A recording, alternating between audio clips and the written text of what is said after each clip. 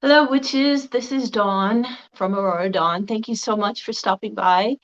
I want to do this VR to Jen at the Harmonious Path with Jen.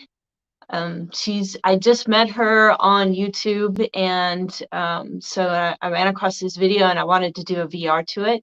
So link to the video will be down below as usual. So anyway, holding space, what she was talking about is when somebody is upset and they tell you their problem, okay?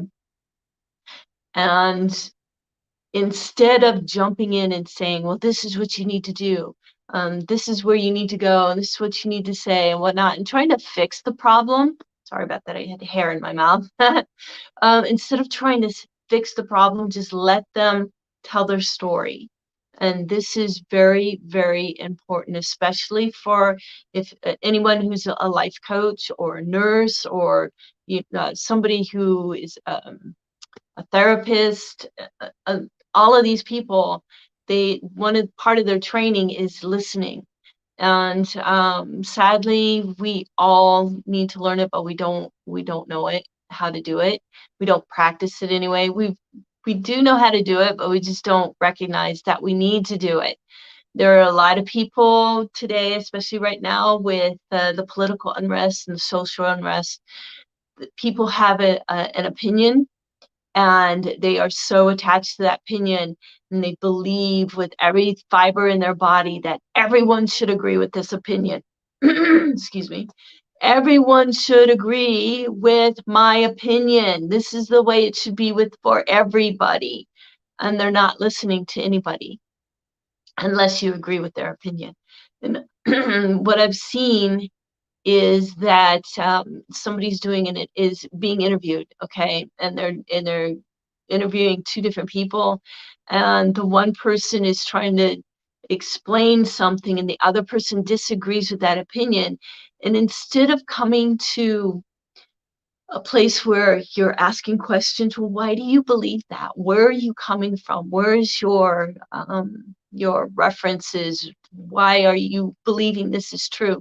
Instead of asking really intelligent questions where you could really learn from the other person, what happens is they attack the other person's character because they're not listening. Boy, my voice is kind of crackly today. But what's important is that we learn to listen and never allow ourselves to attack the other person's character because you are in a disagreement with opinions. I was watching two of my friends go at it on Facebook. They were talking politics, and because the one person could not get the other person to agree with them, she started bringing up things from the past, many years ago, and saying, this is why you're a terrible person. Wait, what does that have anything to do with politics? I mean, just because you don't agree with me doesn't mean you're a bad person, but that's what she was saying to this other person. So it's very important to listen. And I've mentioned this before. There was an interview I was listening to. Dr. Neil deGrasse Tyson was interviewing Alan Alda. And Alan Alda said something that really hit home for me. And he said, if you are not willing to be changed by the other person, you are not listening. And holding space is letting the other person know it's safe to tell me your woes, tell me your problems. I'm not going to say anything. I'm just going to ask questions to get you to tell me more about what you're feeling and what you're going through so that you can, what I call, emotionally vomit. And in my practice as a life coach, I have found that it is so important to let my students emotionally vomit. This is what happened, and this is why I'm this way, and I'm a terrible person because I never did this, and they just go on, and I keep that, hold that space for them because it is safe. I want them to feel safe to tell me what's going on. And so, and this is so important because a lot of times people are angry, but they don't realize they're not really angry for the reason they are angry. And if you ask some questions, you can get to the bottom of it and find out what they're really upset about. And then they can heal. Okay, so I also want to talk about bullies, and what we saw at the Capitol building. We saw these people rush into the Capitol building, vandalizing, breaking in. But okay, so I made a video about bullies, and I saw this video. This father was punishing his daughter because she was kicked off the school bus because she was bullying another student. So he was punishing her. He was making her walk. I think it was 5 miles. 5 miles. I think it was 5 miles. And I'm thinking, wow, I walked 5 miles one time, many years ago, and it took for freaking ever. So, and it was cold out, but she was, had her coat on and everything. But he was talking, he was saying she was bullying another child and it cannot be acceptable. She has to learn that this is not acceptable behavior, and going on and on about it. My heart was breaking because what he was teaching his little girl was her behavior was more important than whatever she was going through, whatever feelings, emotions, whatever she was going through that was causing her to be a bully. So instead of asking her questions and holding space for her to emotionally vomit and really find out what was going on inside of her, most likely, I don't know her, I don't know what she was going through, but most likely there's some kind of rage and some kind of upsetness towards somebody, and she did not feel she can tell anybody about it, and it came out in as a bully. I was many years ago, I worked at a daycare center, and I had 10 2-year-olds. Ooh. Yeah. So it was me and another woman taking care of them. And we had a couple of boys who would not sit down when it was story time. They wanted to continue to play. So after running around trying to catch them, I finally I got one that was really acting up, and I sat him down in timeout. That's what we called it. And I sat with him and I talked to him. It only took about 5 minutes. He's 2-year-olds, you don't want to go much longer than 5 minutes.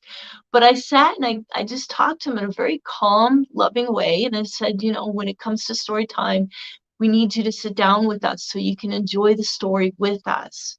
And just let them know this is story time. This means sitting down and listening to a story. Don't you want to hear a story? Yeah, aren't they fun to listen to? Yeah.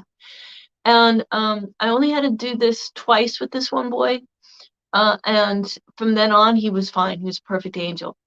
There was another boy that we had trouble with, and just it was constant. He was biting other children.